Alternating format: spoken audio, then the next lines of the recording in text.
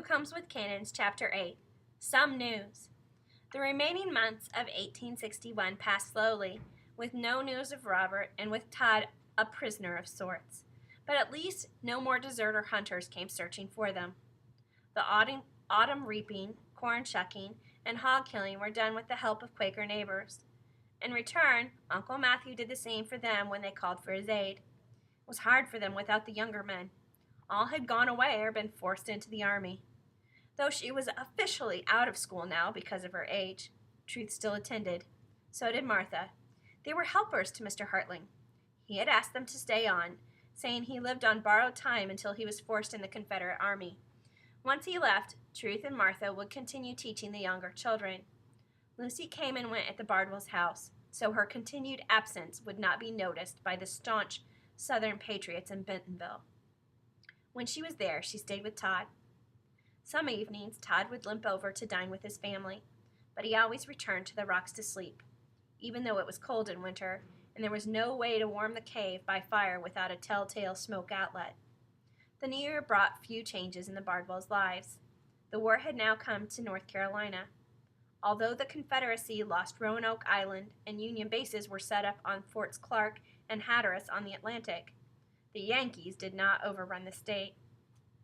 News of battles elsewhere arrived in the spring when the weather improved and roads were passable. In April, the bloody Battle of Shiloh in Tennessee and Mississippi was won by the Union. There was fighting in June in Virginia, and in late August, a second battle, a Southern victory, at Manassas Junction. September saw more fighting in Maryland at Sharpsburg, a battle neither side won. In October, Matthew Bardwell brought home news from Goldsboro of the death of one of the tall Gibson sons, Lockwood, at the Maryland battle, and the severe wounding of Daniel Fields. Coming into the kitchen upon his return, he told the woman, "The man who told me, said that Fields lost a leg." He sighed. "Losing a leg will put an end to his slave catching, but I take no pleasure in that, even though he treated Squire wickedly, or in the Gibson lad's death." He said to Aunt Elizabeth now, "I heard in Goldsboro that the draft age has been raised. They will be taking men from 35 to 45 for the Army come November. I am 44. I will have to pay $500 to stay out of the Army. Thee knows what that will mean. We have spoken of it before." Truth said, "Uncle, I never told thee, but I have some gold pieces Papa gave me. If thee needs them, I'll give them to thee." He smiled. "Thank thee, child. Thee is a good daughter. Perhaps some day we may call on thee for it." Aunt Elizabeth also smiled at Truth and then said, "Yes, husband, thee will have to sell the horses." Her husband nodded somberly. "And sell them to Confederates, too," he added with a sigh. "They're broke to the saddle. Before long they'll be cavalry mounts." He sighed again. Our horses must go to the war, it seems. They'll have short lives. I'll take them to the horse market next week, and we'll keep only the old plow horse. He can pull the wagon and reaper." Elizabeth Bardwell told him, "It would be better to sell them than to have the Confederates come here and take them from us. Will they fetch $500? "Yes, but not much more." The woman shook her head. "Robert loved the horses best of all. Where is he? Where is he? It's been so long." Truth watched as her aunt put her hands to her face and left the room. She hastily said to her uncle, "Todd thinks Robert's alive too." "So do I. Todd says he'd know it in his heart if it wasn't." "Yes, they were very close as children. I do believe that." Sullen skied November came in with cold blasts of wind that buffeted Truth's face as she went to school in the mornings. The fierceness matched her mood as it nipped her cheeks to a fiery pink.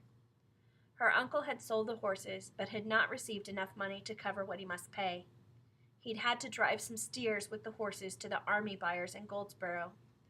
As Truth stood at the fence by Todd's hiding place and watched Matthew Bardwell leave, she had wiped tears from her face with her sleeve. She knew every horse and steer by name. She remembered what he'd said about horses dying in war, and it pained her. The steers she'd known as calves would be slaughtered for soldiers' meat. Not only were cattle and horses being gathered for the renewal of the war next spring, men were gathered too. Toward the end of the month, a Confederate sergeant and 3 soldiers in gray came to the schoolhouse to take Michael Hartling away with them. He hadn't tried to escape. He couldn't pay $500 and had expected the army to come after him. It did. He said farewell to the children, and then he asked to speak privately with Truth and Martha.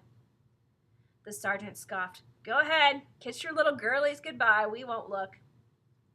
Without a word, Michael Hartling led the girls around the corner of the schoolhouse. He told them, "I'm sorry about that. Keep the school going. You can do it. Remember, slaves can be hidden in the school loft too." Martha answered, "We know that. We'll sure try to keep the school. Good luck to thee, Mr. Hartling. I will not forget thee." With tears running down her cheeks, Truth said to him, "I will keep thee in my prayers. Write to the school if thee can." She looked hard at him. He was going away, and like Robert, might never come back. Truth realized she had deeper feelings for him than she'd guessed. He didn't touch Martha, but he pulled Truth to him and held her to his side for an instant. Then he hurried back to where the soldiers waited. Martha said, "He cares for thee, Truth." Truth nodded, as thee cares for Robert. The war came very close to the Bardwells in the freezing cold days of early December. Federal troops brought Confederates at the Neuse River and in the woods that lay about it. Would the Union take Goldsboro or the river? No. They failed, and Goldsboro remained in Southern hands. It took almost a month, until the very end of January 1863, for the great news of the Emancipation Proclamation to reach North Carolina. On January 1st, this decree issued by President Lincoln had abolished slavery in the rebel states. Martha had read it in a newspaper and announced it to the children at the school. Almost all of them scoffed at its foolishness, except for the Quakers, who had to rejoice in secret. There was another secret at that time, too, that only Martha and Truth could share. 2 nights before the welcome news of the proclamation had arrived, a young female runaway slave had come to the Bardwell farm. A house servant. She'd heard of the president's decree and decided now was the time to flee from her South Carolina masters. Truth had sat beside her in the wagon in broad daylight. Both wore deep black silk bonnets, dark dresses, and heavy shawls and mittens. They appeared to be 2 Quaker girls on their way somewhere. How Truth's heart pounded as Uncle Matthew pulled the wagon over to the side of the road and waited as soldiers in Confederate gray, 2 units of cavalry, and 1 marching infantry passed by, heading north. No one questioned them. The war went on and on. Matthew Bardwell went less often to Goldsboro. There was little to buy there. No sugar, coffee, or white flour. Honey was used as a sweetener. Bitter-tasting weeds were dried for coffee. Home-ground cornmeal became their only flour. No news of the war came until May, and that was disheartening. A Confederate general named Robert E. Lee had won battles in Virginia. Truth wondered if Robert had been there. The blazing hot July of 1863 brought more news. This time it was startling. General Lee took the war to the northern states. He'd marched his army up through Virginia and Maryland and into Pennsylvania.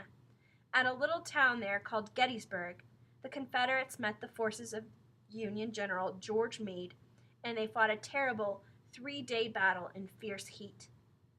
Lucy brought the news in an old newspaper from her father. It was 10 days old. The paper had said not only that the Battle of Gettysburg had been a dreadful, costly fight, but that Lee had retreated to Virginia and the Union forces had taken the city of Vicksburg on the Mississippi River. "Where is Robert during all of this?" cried Elizabeth Bardwell. "Will we never hear? He's been lost to us for 2 whole years. He must be dead." "Todd says no," insisted her husband. "But why don't we hear?" Truth murmured, "We don't hear from Mr. Hartling either. I think that letters written to Quakers are not delivered to them." "That is probably the truth," agreed her uncle.